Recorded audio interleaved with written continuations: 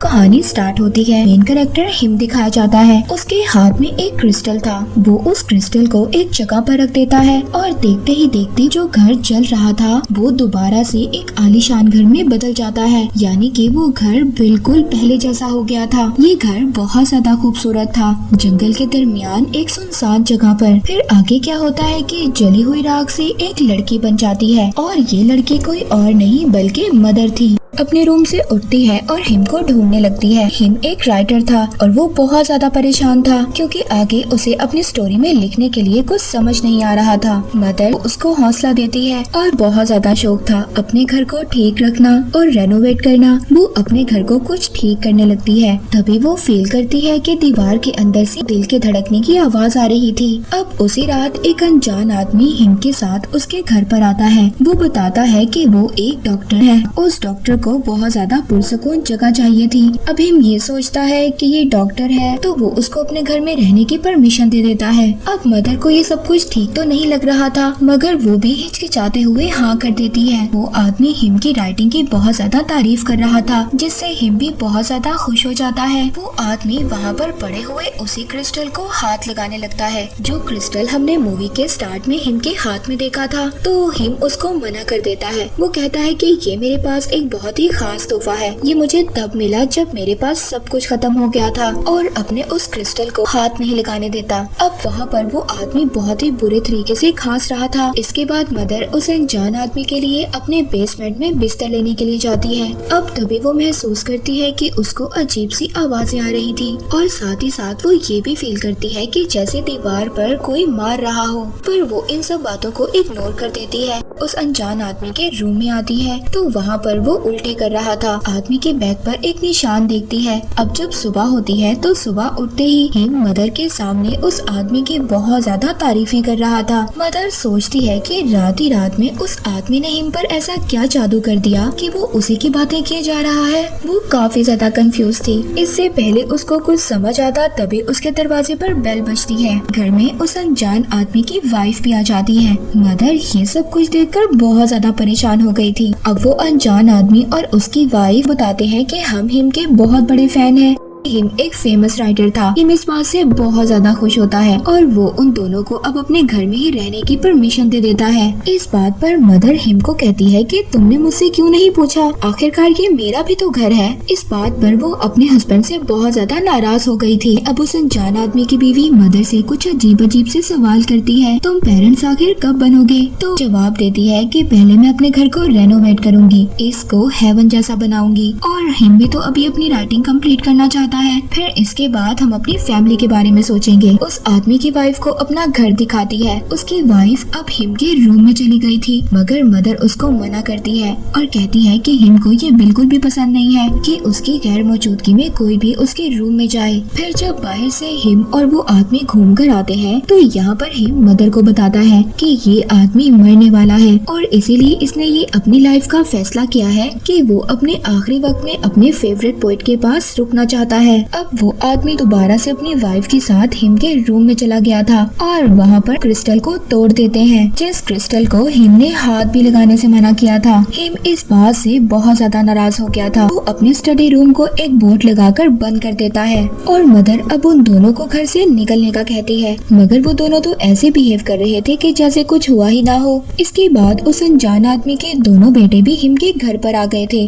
और प्रॉपर्टी के बारे में अपने फादर से झगड़ा कर रहे थे क्योंकि उस अनजान आदमी ने अपनी प्रॉपर्टी सारी अपने छोटे बेटे के नाम कर दी थी। इसी बात पर उस अनजान आदमी का बड़ा बेटा उसके छोटे बेटे को बहुत ज्यादा मारता है और उसको जख्मी कर बुरी तरह से वहाँ से भाग गया था।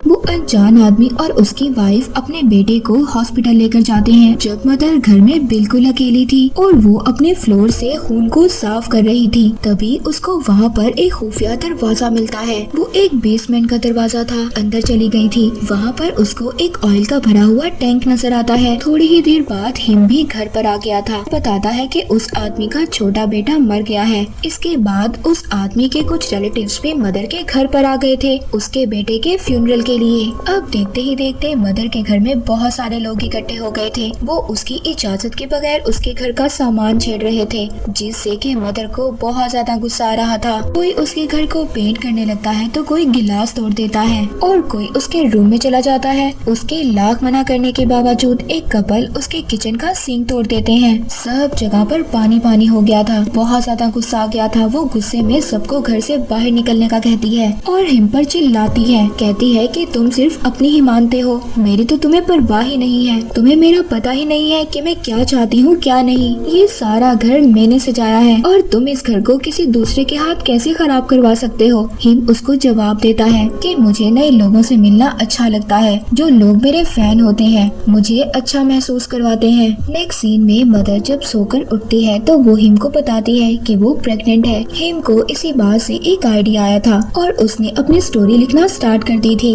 थोड़े ही टाइम में कहानी को पूरा कर लिया था और वो अपने पब्लिशर को कॉल करता है अपनी बुक छपवाने के लिए। कुछ टाइम थोड़ा सा आगे निकलता है तो मदर अपने आने वाले बच्चे के लिए बहुत ज्यादा तैयारियां कर रही थी और यहाँ पर हिम की भी बुक बहुत ज्यादा फेमस हो गई थी और उसकी बुक की सारी कॉपीज बिक जाती हैं। कि सब कुछ सेलिब्रेट करने के लिए मदर एक रात डिनर बनाती है, पर तभी वहाँ पर घर पर उसके कुछ फैन आ गए थे। उन लोगों को हिम की स्टोरी बहुत ज्यादा अच्छी लगी थी। कोई तो उसका इंटरव्यू ले रहा था और कोई उसके साथ पिक्चर्स ले रहा था। वो मदर से भी उन लोगों से मिलने का कहता है, मगर मदर कहती है कि तुम इन लोगों को भी भेज दो, मैं तुम्हारे साथ वक्त गुजारना चाहती हूँ। पर यहाँ पर समझा रहा था कि देखो ये लोग बहुत दूर से आए हैं और हमें इनके साथ नरमी से बात करनी चाहिए, ये बहुत जल्दी यहाँ से चले जाएंगे। मगर घर के अंदर भी हिम के फैन आ जाते हैं और बगैर बताए ही मदर का वॉशरूम यूज करते हैं। वो घर में तोड़ फोड़ कर रहे थे और चीजों को चुरा रहे थे। हिम कहता है कि कोई बात नहीं, ये थोड़े टाइम के लिए ही है, चले जाएंगे। वो अपने चाहने वाले लोगों में इतना ज्यादा मिल गया था कि उसको मदर की परवाह ही नहीं थी। इतनी ज्यादा भीड़ देखकर मदर पुलिस को कॉल कर देती है। अब वहाँ पर पुलिस आ गई थी, मगर ये पुलिस उल्टा मदर पर ही स्प्रे कर देती है। वहाँ पर पुलिस और फैंस के दरमियान में लड़ाई हो जाती है। वहाँ पर आग लग गई थी। आग लग जाने की वजह से हर तरफ भगदड़ मच जाती है। वहाँ पर मदर को भी पेन स्टार्ट हो गई थी। जो हिम की पब्लिशर थी वो वहाँ पर लोगों को मार रही थी। वो कहती है कि मुझे ऐसे लोगों को मारना बहुत ज्यादा अच्छा लगता है। वहाँ पर हालात इतने ज्यादा खराब हो गए थे कि अब आर्मी भी वहाँ पर आ गई थी और उस आर्मी के आने की वजह से वो पब्लिशर भी मारी जाती है। वहाँ पर लाशों के ढेर लग गए थे। तभी वहाँ पर हिम ने मदर को ढूंढ लिया था और वो उसको दोबारा से अपने उसी स्टडी रूम में ले जाता है जो उसने बोर्ड से बंद कर दिया था, ताकि वहाँ पर मदर अपने बेबी को बर्थ दे सके। मदर की हाँ अब एक बेटा हुआ था। मदर हिम से कहती है कि सब लोगों को जाने का कहो, मगर हिम कहता है कि वो सब लोग हमारा बेटा देखना चाहते हैं। हिम कहता है कि बच्चे को मुझे दे दो, मगर मदर हिम को बच्चा नहीं देना चाहती थी क्योंकि उसको मालूम था कि हिम बच्चे को बाहर ले जाएगा। वो मदर के सामने बैठ गया था। अब वो वहाँ पर वेट करता है। अब जैसे ही मदर की आंख लग गई थी तो वो बच्चा लेकर बाहर चला जाता है। वो बच्चे को बाहर ले आया था। सब बच्चे को देख रहे थे और इसी भीड़ में वो बच्चे को ऐसे पास करते हैं कि उसकी गर्दन टूट जाती है। मदर उस भीड़ से अपने बच्चे को लेने के लिए जाती है, मगर वो देखती है कि सब लोग उस बच्चे के टुकड़े कर कर खा रहे थे, तो वो सबको मर्डर कहती है और वहाँ पर पड़े हुए कांच के टुकड़े से सबको मारने लगती है। वहाँ पर जितनी भी लोगों की भीड़ थी वो अब मदर को भी मारने लगते हैं।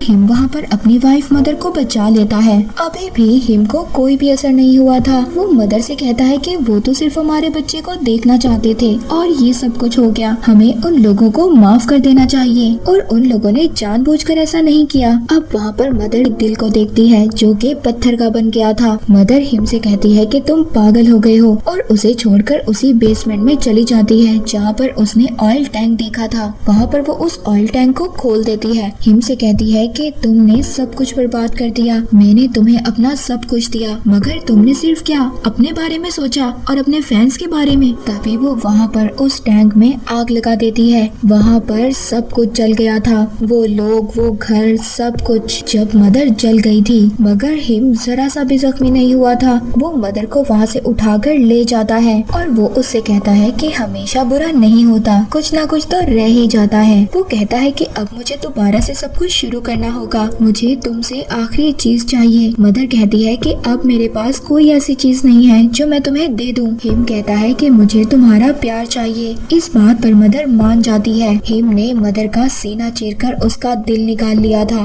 और इसके बाद मदर भी मर जाती है और वो अब एक पत्थर की तरह बन गई थी। वो दिल भी धड़कना बंद हो गया था। वो जब मदर के दिल को तोड़ता है तो वो एक क्रिस्टल बन गया था और वो उस क्रिस्टल को एक जगह पर रख देता है। इसके बाद मूवी चली जाती है दोबारा से स्टार्ट के सीन में, जो हमने देखा था कि हिम के हाथ में एक क्रिस्टल था और उसने एक जगह पर रख कर दोबारा से घर को ठीक कर दिया था। घर बिल्कुल ठीक हो गया था और एक रूम में कुछ राख से मदर बन गई थी और वो हिम को ढूंढ रही थी। अब असल कहानी सामने आती है और हमें सब क्लियर होता है। मूवी के राइटर ने मदर को हमारी दुनिया से कंपेयर किया है, यानी उसने बताने की कोशिश की है जो मदर है वो हमारी जमीन की तरह है, जिसे पूरी तरह से रौंदा जाता है, तबाह किया जाता है हर तरह से। जबकि दूसरी तरफ हिम के कैरेक्टर को गॉड से कंपेयर किया गया है, जो सब तबाही देखते हुए भी अपने चाहने वालों की सब गलतियों को हर बार माफ करता रहता है और उसे अपने फैंस और तारीफ करने वालों के साथ वक्त गुजारना अच्छा लगता है। जबकि इस मूवी में जितने भी लोग इनके घर आते रहे वो हम इंसान होते हैं, यानी सब लोगों को इंसानों से कंपेयर किया है। हम इंसान हर तरह से तबाही मचा रहे होते हैं, कोई मौका नहीं छोड़ते